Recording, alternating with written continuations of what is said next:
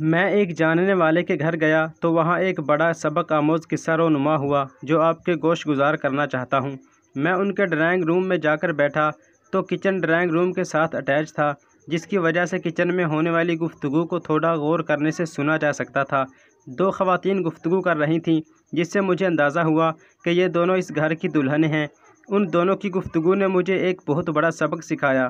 ایک خاتون دوسری سے کہہ رہی تھی کہ تم پر کتنا ظلم ہوتا ہے، سارا دن تم سے گھر کے کام کرواتے رہتے ہیں، ہر کوئی تمہیں نوکر کی طرح سمجھتا ہے، شاید اس لیے کہ تم مڈل کلاس فیملی سے تعلق رکھتی ہو، اور مجھے دیکھو، گھر میں سارا دن رانیوں کی طرح راج کرتی ہوں، کوئی مجھے کچھ نہیں کہتا، جس کو کام ہوتا ہے وہ تمہیں کہتا ہے، تمہیں ان لوگوں نے گھر کی نوکرانی بنا رکھا ہے، تم اپنے شوہر کو کیوں نہیں بتاتی یہ سب؟ دوسری خاتون نے انتہائی خوبصورت جواب دیا۔ اس نے کہا، مجھے اس بات پر فخر ہے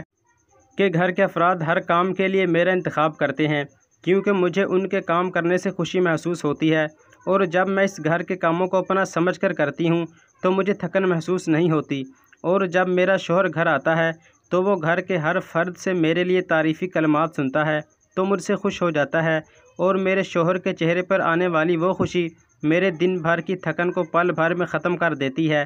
اور پھر میں اللہ کا شکر ادا کرتی ہوں کہ میں اپنے شوہر کی نافرمانی اور ناراضگی سے محفوظ ہوں۔ اور باقی رہی مڈل کلاس کی بات، تو اللہ کے نزدیک ان کلاسز کی کوئی اہمیت نہیں، وہ اپنے بندے کو تقویٰ کی بنیاد پر پرکھتا ہے، اس لیے میں اپنے شوہر کی نافرمان ہو کر اپنے رب کو ناراض نہیں کرنا چاہتی، اس کے لیے چاہے مجھے کوئی بھی قربانی دینی پڑے۔